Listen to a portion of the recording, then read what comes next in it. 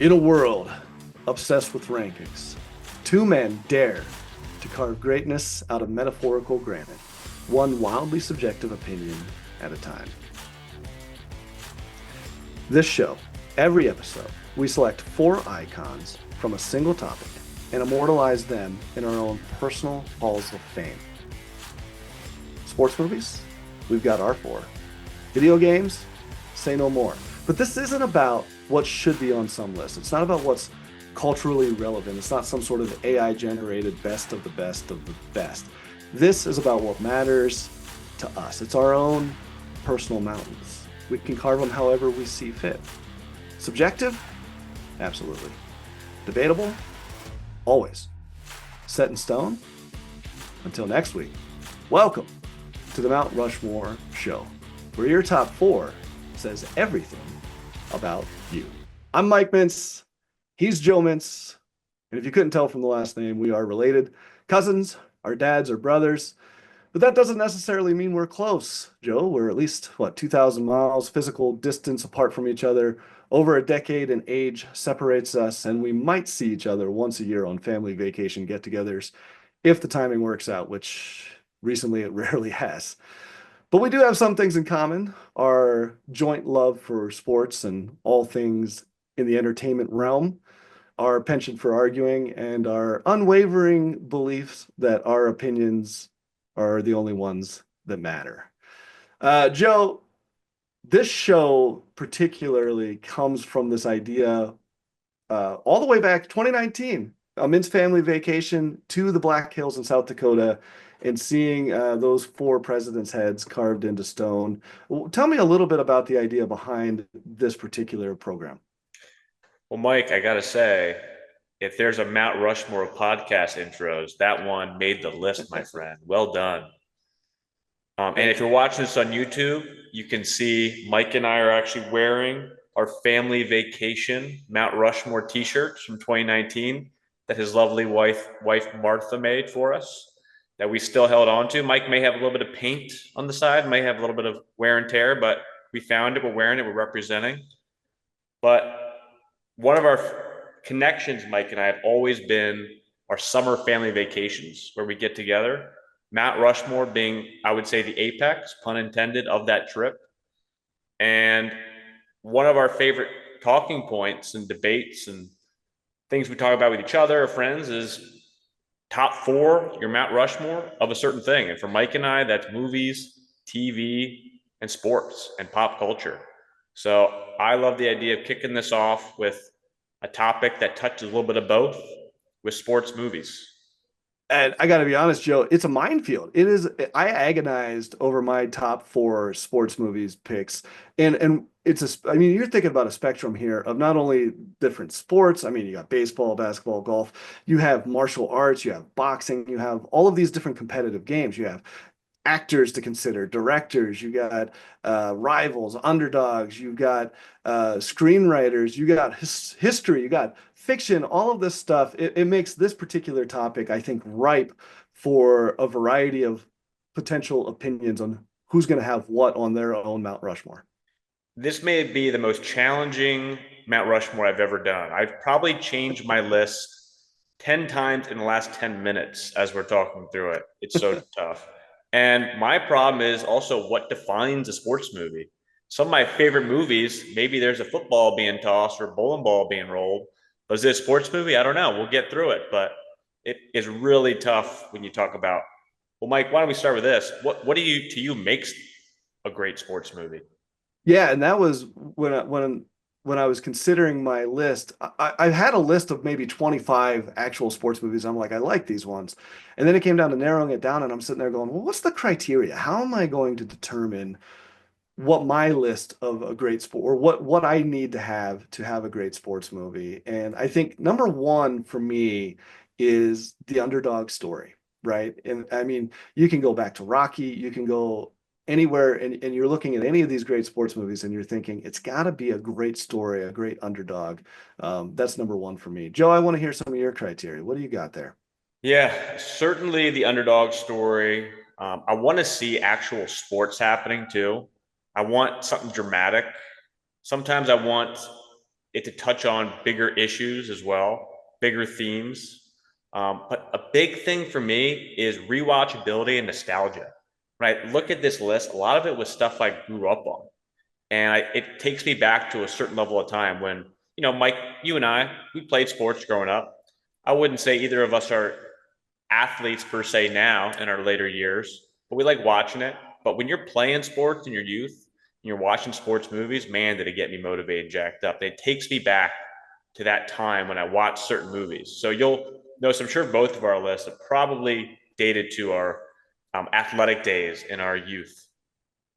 There's some definite nostalgia on my list that is relevant basically to when I saw them and where I was in my life when I saw them. So for other people, they'd be like, "What? You picked that?" It's like, I'll explain it. There's reasons for why I picked what I picked.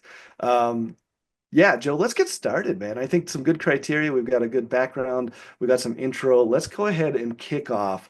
What would be, and in no particular order, but give me your first pick that you would carve into stone. It wouldn't be a good Mount Rushmore if we didn't include America's number one sport, and that's football. Yep. And this was a hard one because there's some good ones, but my favorite is Remember the Titans, It's a great pick. an absolute classic, one of Denzel Washington's arguably greatest performances in my mind, main to fall back on. You've got the underdog story. You got a guy that literally can't lose.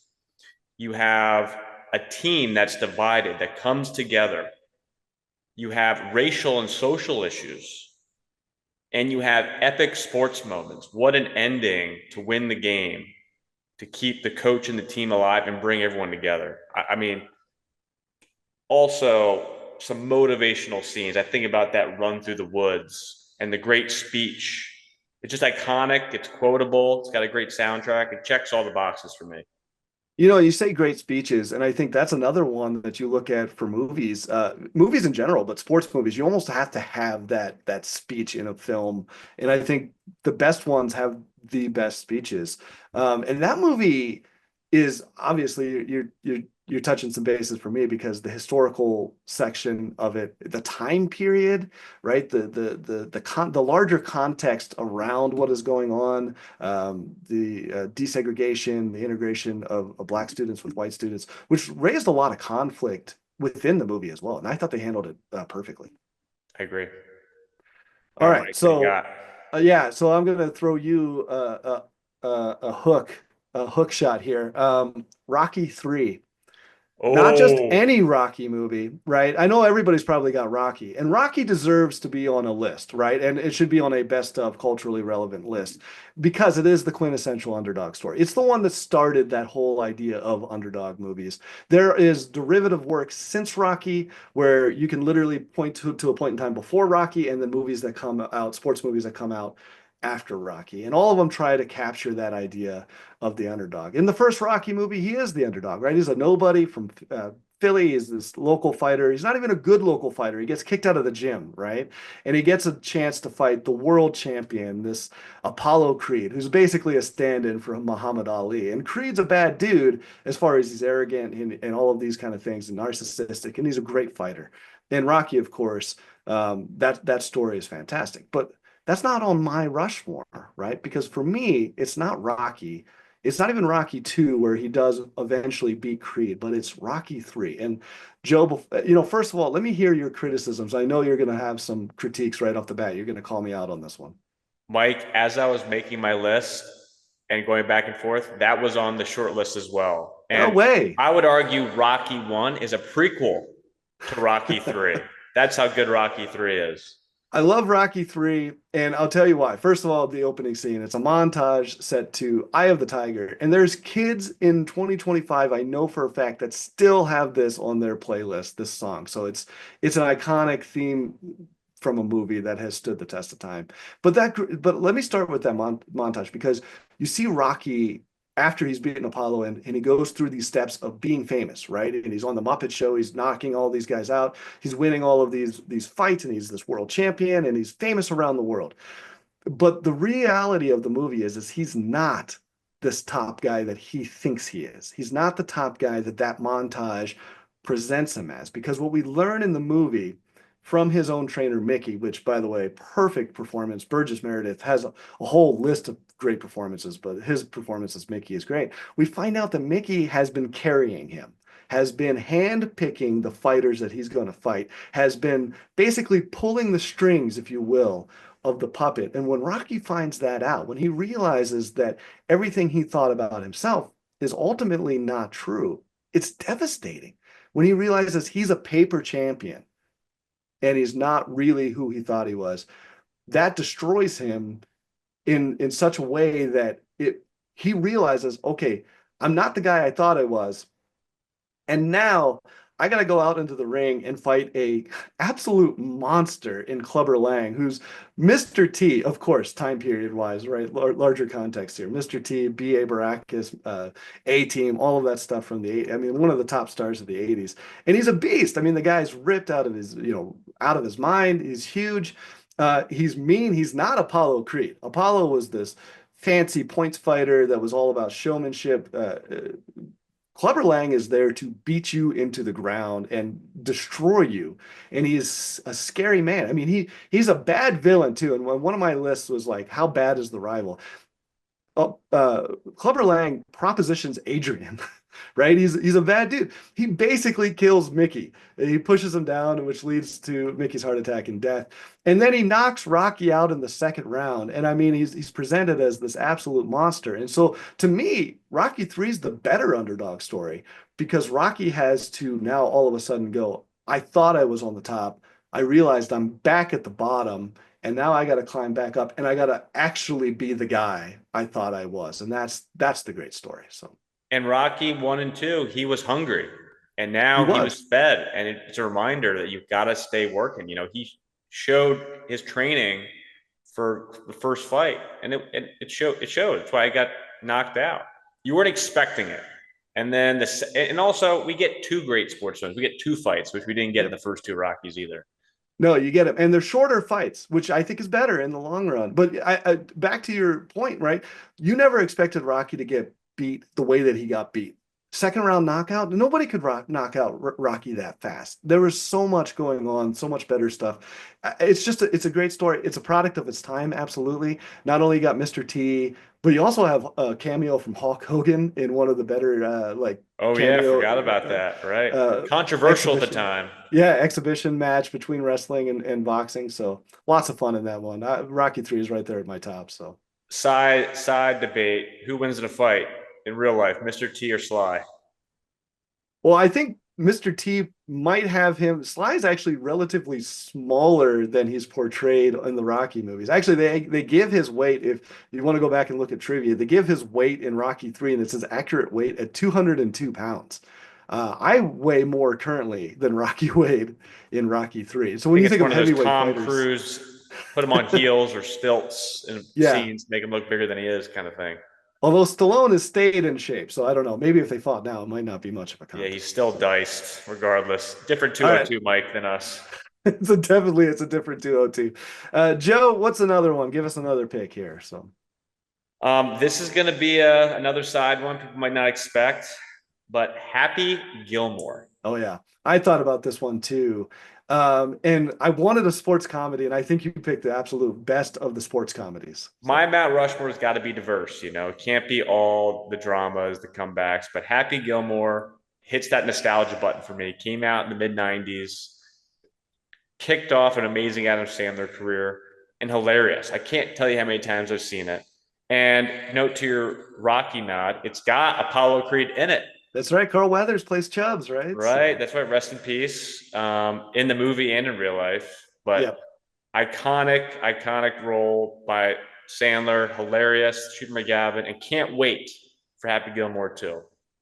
When we talk about rivals, I got to put Shooter McGavin's one of the great bad guys in a sports movie. He's arrogant, and it's so easy to dislike him, and he gets his constant comeuppance. He has some of the most unintentionally hilarious moments that he's not trying to be funny, but that are just amazingly funny. So, Oh yeah. I eat piece of shit like you for breakfast. it's so good, right? You Some of eat these pieces of lines. shit for breakfast? Some of these lines, and you're just like, that's amazing. And what a great, one of my criteria was ending scenes and like shots, and he has to make the shot with the scaffolding on the ground. Happy does, Yeah. and it's the mini golf lesson that he learns from Chubbs, right? So I'd be yeah, what a lying if I said I didn't hit the driving range after watching that movie with a Happy Gilmore swing to it. have you ever connected on a Happy Gilmore swing? I have. Have you? Oh And in wow. fact, not consistently, but when it hits, it hits. We're I getting like to that you that. I like that you say not consistently, which means that you've tried it many, many times. Oh, So there's been a full day committed, Mike, no doubt. uh, well, if you're gonna throw it out of left field, maybe I'll do we're gonna change it up and do a basketball movie, but probably not on anybody else's list. I'm going with White Man Can't Jump here. So Oh, yeah. So, okay, let me be clear. White Man Can't Jump is, to me, it's one of the great sports films because it's talking about it's basketball, but it's not basketball. They never play 5-on-5. They never play on an actual court. This is 2-on-2 street ball, if you will, and a little bit of I guess movie history, if you will. It's directed by a guy named Ron Shelton. Now, I know even if you don't know who Ron Shelton is, you know his movies. I mean, he did many of the quintessential sports movies from the 80s and 90s were Ron Shelton films. He had Tin Cup, he had obviously White Man Can't Jump. He has probably the most famous one in Bull Durham, right? And you're probably sitting there going, well, why didn't you go with Bull Durham? And to be fair, Bull Durham's probably a better film, but Bull Durham and White Man Can't Jump are very, very similar movies. And I want to put it this way. In these movies, in both the cases of Bull Durham and White Man Can't Jump, you don't really have a bad guy. You don't really have rivals, if you will. What you have is you have two players on the same team that are diametrically opposed to each other and are their own worst enemies, and they have to play on the same team together, which I think is a really interesting dynamic that leads to really good stories and really great conflict. And in the case of White Man Can't Jump, you have Billy Hoyle, the Woody Harrelson character. By the way, great cast, right? Woody Harrelson, Wesley Snipes playing Sidney Dean. You have this fantastic cast of these characters, and they're butting heads while they're trying to play together on the same team, and they constantly get into each other's way. So you get that storyline. But what I love about the movie is it's quintessentially 90s, right? You got Yo Mama jokes, you the have all style. of you got the style, you've got Jeopardy is a major part of the movie somehow. You got hook shots, you got all of this stuff that you're sitting there going. You got street ball, right?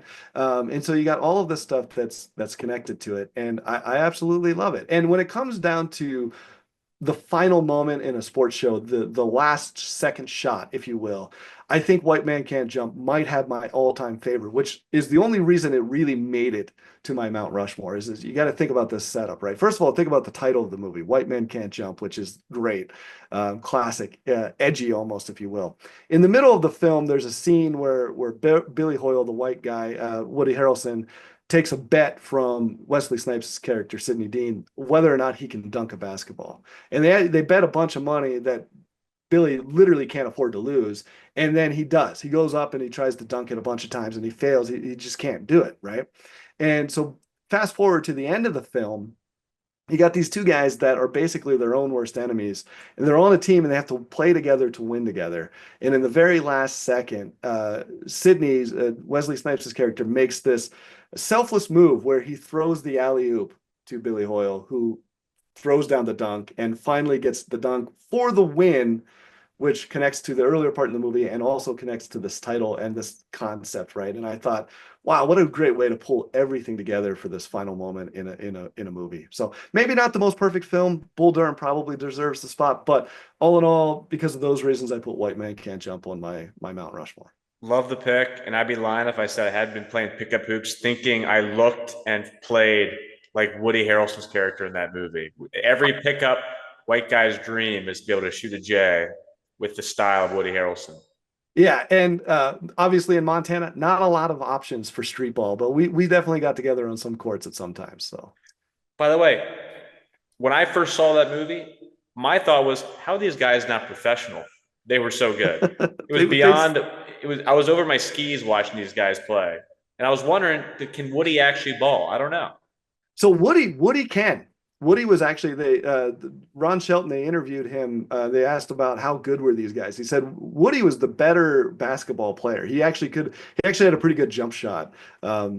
They said that Wesley Snipes couldn't play barely at all. They said he was an athlete, right? He was a very athletic guy, and you could see in the Blade movies and all those things, martial arts and stuff. He's very athletic, but they said from a basketball standpoint, he wasn't a very good basketball player. So It makes me feel better that at least Woody had some game. right. I guess Keanu Reeves was the original choice, but I guess he couldn't ball at all. And If so I'm yeah, auditioning them, I have them play one-on-one for the part. that would be the way to do it. Yeah. All right, Joe, what do you got? What's your next pick here? My next one is arguably one of, I think, the best movies of all time. And it's not that old. It came out within the last 10 years, but mine is Moneyball. Moneyball is the ultimate underdog story. And one of my favorite underdog stories, similar to Remember the Titans, is a true story. And if you don't know, it's about Billy Beane and the Oakland A's and how they changed the game of baseball as because they really had to. This is a time when baseball was dominated, and still arguably is, by the haves and the have-nots. And that's the teams with money. That's the Yankees, that's the Red Sox, that's the Dodgers. And in baseball, salary caps are essentially unlimited if you can pay the fines. And teams with smaller markets, such as Oakland at the time, couldn't compete. They were paying a fraction of the payroll that the New York Yankees and Red Sox were, but had to play the same game. And they had to find a smarter way to get to where they wanted to go.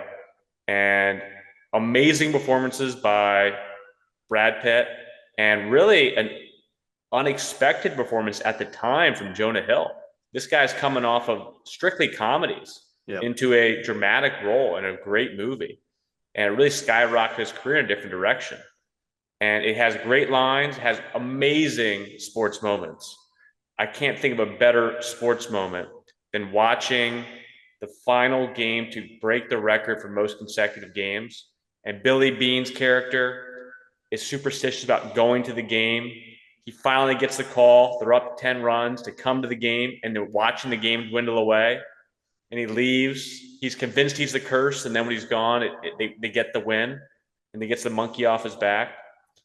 And even the ending, Mike, where they don't win the World Series, because you want that to happen, right? You want that to be the ending, but it's a true story, True story. And baseball is a game, and a lot of things happen in a game. So it doesn't have the storybook ending you would think. So you have Billy Beane considering leaving for the Red Sox to go to the behemoth, right? If you can't beat them, join them. Right. And you almost are like, man, too bad. And then they watch a scene, a clip of a baseball player who they show him hit the ball. He runs the base and falls over. He's embarrassed. And everyone's clapping. He thinks they're laughing at him because he fell over. But they're not laughing because he's out because he fell. They're laughing because he hit a home run and he didn't even know it. Yeah, and that's the theme of what the Oakland A's did that year is, Billy, you might not win the World Series, but you hit a home run and you don't even know it. Yeah. And if that doesn't make you love baseball, I don't know what does.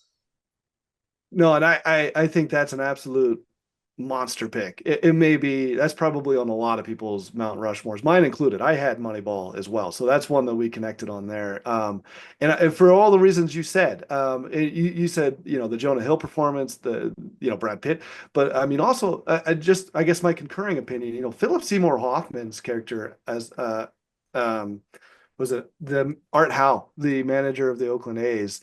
And of course, Philip Seymour Hoffman, one of these great actors as well. A plus in everything he touches, man. Everything was so He's good. a great off the bench guy. Couldn't be better. Really, and as a role player, character actor. But you talked about the quotes in that movie. That was Aaron Sorkin, the script writer, screenwriter. He's done so many things, and he's fantastic. Social Network, West Wing, all of these things, and he's one of these great guys at dialogue, right? And Moneyball is perfect taking a sports movie. But I just wanted to just one more thing before I give my next pick. I just wanted to say about Moneyball is like what you said about the idea that the rivals aren't necessarily one bad guy. It's the system. right? All of these money-making teams, but it's not just about the teams that can afford them, but also you got this whole new version of statistics, the sabermetrics, right? Where we're going to say, okay, well, what really makes a good baseball player? And I love there's scenes in there where they talk about, well, what's his girlfriend look like, right? Like all of this stuff. And Scouting, right? then, you know, the Hey, he's got reality an ugly is girlfriend. He's got no confidence. exactly this idea of what This is how scouting we was. assess baseball players in 2002. That's how we did it. And then I think Moneyball is a true story about how the game changed. And now sabermetrics is a part of every, statistician and every scouting part. So it's a story about how we made a cultural change to a sport that is America's pastime. So yeah, Yeah. great choice, Joe. Nailed it. All right, so that leaves me with only one more since you picked up my Moneyball, and I'll go with another historically accurate or historical film, and this is Miracle. This is about the 1980 USA Olympic team defeating the Soviets at Lake Placid in this movie. Disney film, great performance, Kurt Russell. But I guess for me, the reason I'm picking Miracle, I think it's got a lot of rewatchability. It's a fun movie. It's got the stories that are going on, and it's got great. I'm not a big ice hockey fan, but I mean, I'm entertained by what's going on the screen. But more for me, it's this wider, contextual idea of what's really going on in the world in 1980, right? This Cold War that's been raging for so long, all of these other things that are playing into it, and this idea of an American team that is legitimately the underdogs. This Soviet team, I don't know if everybody understands how dominant they really were, but when we're talking about sports dominance, they had been dominant for over a decade, and they beat everybody handily, including the NHL All-Stars. They were beating the best that the National Hockey League had to offer, and they were dominating them on the ice. So to think that a bunch of amateur college athletes, hockey players, could get together and beat the Soviets on the biggest stage in the Olympics, in America, in Lake Placid, New York, was this. I mean, if we're talking underdog stories, to me, that's the number one, right? That's the biggest underdog story. And then number two, it's pretty historically accurate. And Moneyball had its issues as far as how they portrayed Art Howe, how they portrayed some of the trades. You're making a movie about statistics, you're going to have to take some artistic license, right? And you can make this complaint about a lot of sports movies, like Cool Runnings about the Jamaican bobsled team. You know what's accurate about Cool Runnings? Jamaica did in fact have a bobsled team in 1988, and that's it. None of the rest of that stuff in that movie is accurate, right? Now, the Mike, don't tell coach, me the Sam is players, not real, man. that's not. So yeah, and if you yeah. So but Miracle is very accurate to the actual what happened and what was going on. And so like you got some historical accuracy that matters, the larger societal construct context of the time. And I think it's just a good movie. There is one caveat here, Joe, and it's the last shot that I normally say is a great thing. Team America does make a game-winning goal, but there's still 10 minutes left of game time. And so they Mike, got to play defense for 10 The more audience minutes. doesn't need to know that. Just enjoy the ride. What makes a good sports movie is also some creative narrative liberties, and I'm okay Right. with that. Well, actually, the movie does accurately portray it, and they do a good job of making it this last 10 minutes of tenseness where they have to defend the Soviet team. And I mean, it's historically accurate, but it's like, yeah, you're not going to get your walk-off home run. You're not going to get your knockout punch or something like that. But from a historical standpoint, it's fantastic. So Yeah, the story itself is one of the most iconic American sports stories ever. So anything you do to touch that story is going to turn to gold. Pun yeah, and intended. I think yeah, and this idea, not just East versus West, but America coming together, uniting, if you will, um, with this larger idea of what's going on. And I know it's a game, right? But there's larger meaning behind it. Is it just a game? Is there more meaning behind it? Obviously, I'm not suggesting that us winning the 1980, hockey gold medal ended the Cold War, but probably didn't hurt. All right, Joe, we got one more pick from you. Last one, number four. What do you got? So this is the ultimate nostalgia pick for me. A movie I've seen maybe more than any other. And if you pop it on cable on a random day, 10 minutes in, I'm locked in. My rest of my day is now committed to this movie if I catch it in passing. And that's The Sandlot. Oh yeah. So now I gotta push back just a little bit. We talked about Big Lebowski before we started, and we were saying, is it a bowling movie? And there weren't necessarily enough bowling scenes. Sandlot, is it a baseball movie? Oh, come on, Mike. That whole premise of that movie is baseball. No, I agree. I agree. So, I mean, yeah, we could argue about The Big Lebowski, great movie. We could argue about, um, I don't know, is Die Hard a Christmas movie? There's a lot of these as a touch, but Sandlot is baseball at its finest. You got a kid that feels like an outcast. He finds community, and in an innocent way, does what it takes to fit in to the point where they lose the ball. They have a journey to go on that brings them closer together.